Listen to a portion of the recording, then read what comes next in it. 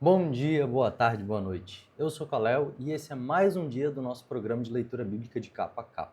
Muito obrigado pela sua presença, te convido a pegar o seu chá, sua água, seu café e sentar aqui comigo para mais um dia da nossa leitura. Estamos hoje no dia 130 da nossa leitura bíblica de 365 dias e vamos ler 2 Crônicas do capítulo 4 ao capítulo 6. Bora lá comigo então? Capítulo 4 de 2 Crônicas, os objetos do templo. Salomão mandou fazer um altar de bronze de 9 metros de comprimento por 9 de largura e 4,5 de altura. Também mandou fazer um tanque redondo de bronze com 2,25 metros de profundidade, 4,5 metros de diâmetro e 13,5 metros de circunferência. Ao redor da borda de fora do tanque, que media 13,5 metros, havia 2 carreiras de figuras de touros de bronze que tinham sido fundidas todas em uma só peça junto com o tanque. O tanque se apoiava sobre as costas de 12 touros de bronze que olhavam para fora. 3 olhavam para o norte, 3 olhavam para o oeste, 3 olhavam para o sul e 3 olhavam para leste. A grossura das paredes do tanque era de 4 dedos. A sua borda era como a borda de um copo, curvando-se para fora como as pétalas de um lírio. A capacidade do tanque era de mais ou menos 60 mil litros. Fizeram também 10 bacias nas quais era levado tudo o que se usava para o sacrifício dos animais. 5 bacias foram colocadas no lado sul do templo e 5 no lado norte.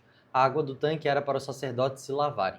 Fizeram 10 candelabros de ouro, como havia sido ordenado. Eles foram colocados no templo, 5 no lado sul e 5 no lado norte. Fizeram também 10 mesas que foram postas no templo, 5 no lado sul e 5 no lado norte. Fizeram também 100 vasilhas de ouro. Construíram o pátio interno para os sacerdotes e o pátio principal. As portas dos pátios foram revestidas de bronze. O tanque foi colocado no tanque sudoeste do templo. Hurão fez também caldeirões, pás e bacias, e assim terminou todo o trabalho encomendado pelo rei Salomão para o templo de Deus. Essa é a lista do que ele fez: 2 colunas, 2 remates em formas de taça que ficavam no alto das colunas, desenhos de correntes entrelaçados de cada remate, 400 romas de bronze em 2 carreiras ao redor do desenho de cada remate, 10 carretas, 10 bacias, um tanque, 12 touros que sustentavam um tanque, panelas, pás e garfos. Como Salomão havia ordenado, Hurão, o mestre artesão, fez de bronze polido todas as panelas, pás e garfos para o templo de Deus, o Senhor. O rei mandou que tudo fosse feito na fundição que ficava entre Sucote e Zereda, no vale do Rio Jordão. Esses objetos de bronze que Salomão mandou fazer eram tantos que seu peso nunca foi calculado. Salomão também mandou fazer para o templo os seguintes objetos de ouro: o altar, as mesas para os pães oferecidos a Deus, os candelabros e as lamparinas de ouro puro, que ficavam acesas em frente ao lugar santíssimo conforme havia sido ordenado. As flores, as lâmpadas e as tenazes, as tesouras de cortar pavios de lamparinas, as vasilhas, os pratos para o incenso e os braseiros. Todos esses objetos foram feitos de ouro puro. As portas da entrada para o lugar santo e as portas do lugar santíssimo também eram de ouro. Capítulo 5. Quando o rei Salomão terminou todo o trabalho do templo, colocou na sala do tesouro do templo todas as coisas que Davi, o seu pai, havia separado para Deus, o Senhor, isso é, a prata, o ouro e os objetos, a arca da aliança levada para o templo.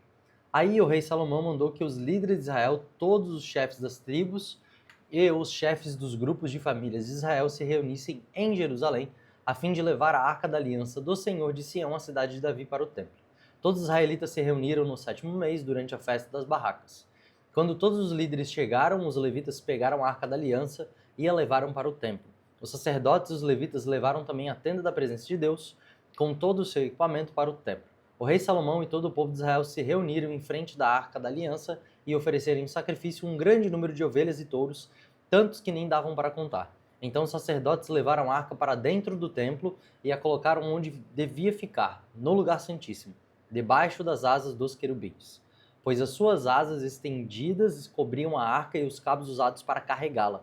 As pontas dos cabos podiam ser vistas por qualquer pessoa que ficasse diretamente em frente ao lugar santíssimo, mas não podiam ser vistas de nenhum outro lugar. Os cabos ainda estão ali até hoje. Dentro da arca estão somente as 2 placas de pedra que Moisés havia colocado ali, quando no Monte Sinai o Senhor Deus havia feito uma aliança com os israelitas depois que eles saíram do Egito. Os sacerdotes se prepararam para sair do templo. Todos que estavam ali haviam se purificado, sem levar em conta o grupo a quem pertenciam. E todos os levitas que eram músicos, isso é, Asaf, Remã e Jedutum, e os membros dos seus grupos de famílias estavam de pé no lado leste do altar, vestidos de roupa de linho e com pratos musicais, harpas e lírias nas mãos. Junto com eles estavam 120 sacerdotes que sabiam tocar trombetas. Aí todos juntos começaram a tocar as trombetas e a cantar em alta voz para dar graças a Deus, o Senhor, e o louvaram. Com acompanhamento de trombetas, pratos e instrumentos musicais, eles louvaram a Deus e cantaram assim: Louvem a Deus o Senhor, porque Ele é bom e porque o seu amor dura para sempre. Quando os sacerdotes estavam saindo, uma nuvem encheu o templo de Deus e o Senhor, com a sua glória, entrou ali. Por isso, eles não puderam voltar para dentro a fim de realizar os seus atos de culto.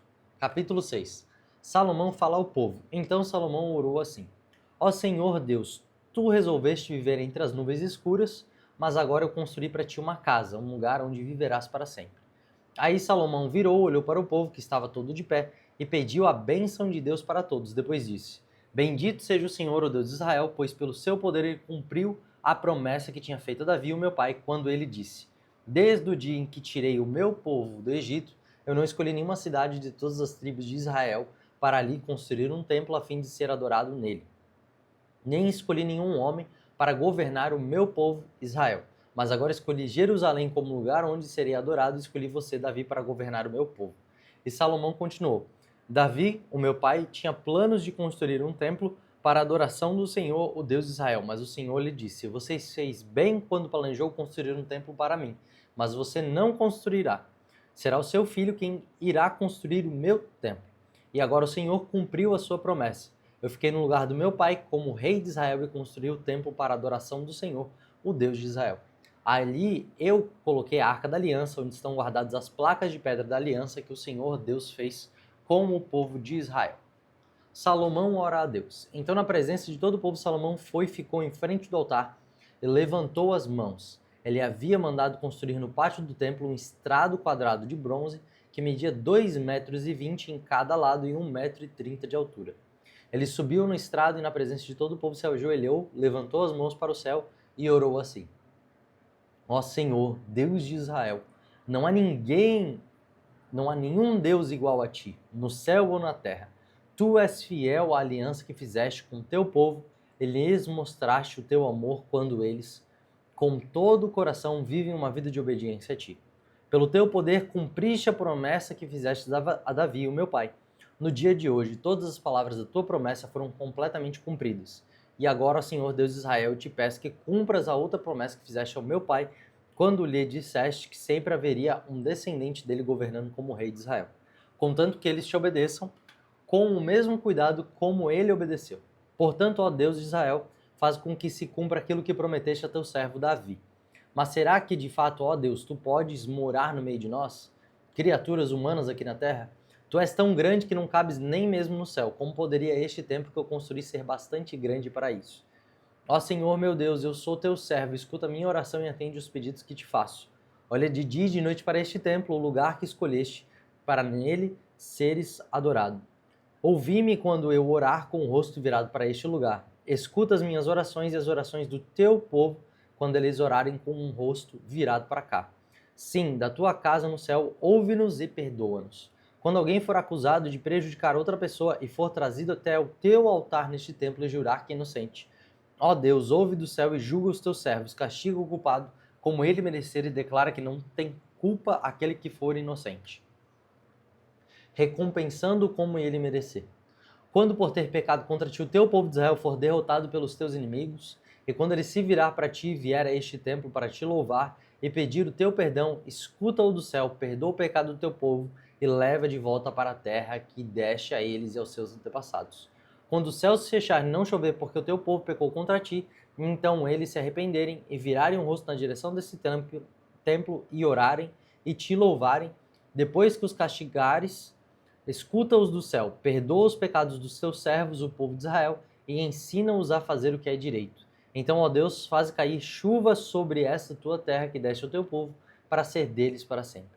Quando nesta terra houver falta de alimento ou houver pragas, ou as colheitas forem destruídas por ventos muito quentes, ou por bandos de gafanhotos, ou quando o teu povo for atacado pelos teus inimigos, ou quando houver peste ou doença dentre esse teu povo, escuta as suas orações. Se alguém do teu povo de Israel, sentindo o peso da sua desgraça e do seu sofrimento, estender as mãos na direção desse templo e orar, escuta a sua oração. Ouve o teu povo do teu lar no céu e perdoa e ajuda. Só tu conhece os pensamentos secretos do coração humano.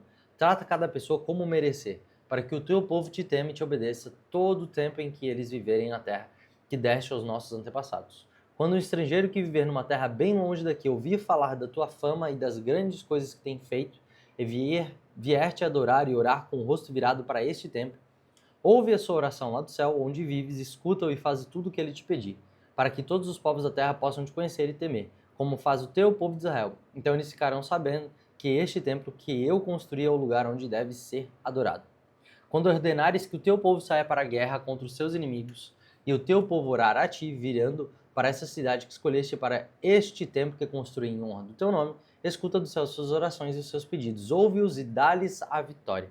Quando o teu povo pecar contra ti, e não há ninguém que não peque, e na tua ira deixares que os teus inimigos os derrotem e os levem como prisioneiros para alguma terra inimiga, longe ou perto daqui, escuta as orações do teu povo. Se ali naquela terra eles se arrependerem e orarem a ti, confessando que foram pecadores e maus, ouve as suas orações, ó Deus.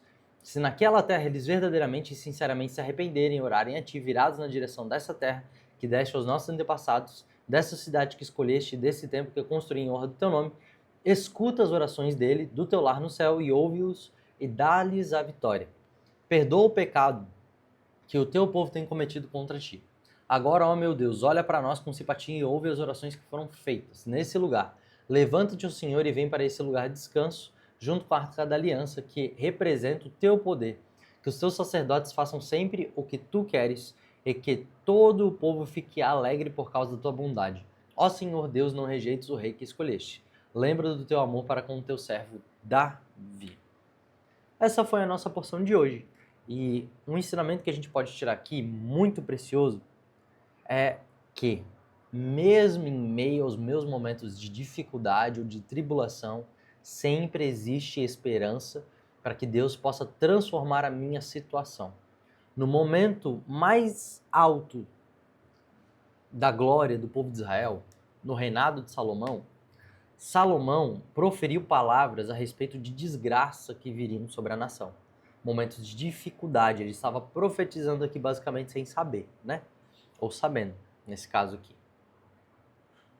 Mas qual é a grande questão que a gente precisa se atentar? Às vezes a gente olha que só quando eu estiver bem com Deus, aí eu vou poder me voltar para Ele, aí eu vou poder ir para a casa dele, só quando eu largar aquele vício. E não é isso que a palavra nos diz. A palavra nos diz: confia no Senhor no dia da tua angústia, que Ele certamente te visitará. Isso está em Salmos.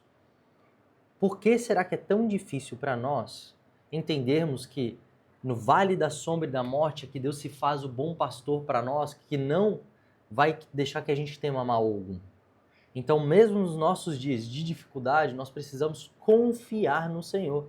Mesmo quando a nossa família racha, mesmo quando no Dia das Mães nós olhamos para as coisas que estão incoerentes, falando assim, nossa, tem tanta coisa aqui que nesse dia tão precioso não está acontecendo de correto. Existe esperança da parte de Deus para nós, para que a gente possa viver com base nas promessas dele. Não porque nós podemos, mas porque ele pode. A nossa única parte é nos prostrarmos diante dele, confessarmos nossos pecados e buscar ele de todo o coração. E todas as demais coisas ele vai fazer. Simples assim. Por isso, meu irmão e minha irmã, eu te exorto hoje, se arrependa. Coloque diante de Deus as coisas que você precisa provar de transformação na sua vida, porque ele certamente te visitará. Ele certamente transformará você e a sua casa. Então se posicione no lugar onde ele pode te encontrar. Não tente fazer coisas para Deus, tente ser a coisa que Deus pode moldar. Tente ser a pessoa que pode ser ensinável por Deus, mesmo que seja dia após dia, errando e consertando, errando e consertando. Não é sobre o quanto você pode fazer, mas é o quanto Deus consegue fazer em você. Muito obrigado pela sua presença, muito obrigado por essa leitura e te espero aqui para amanhã para mais um dia. Deus abençoe. Até mais.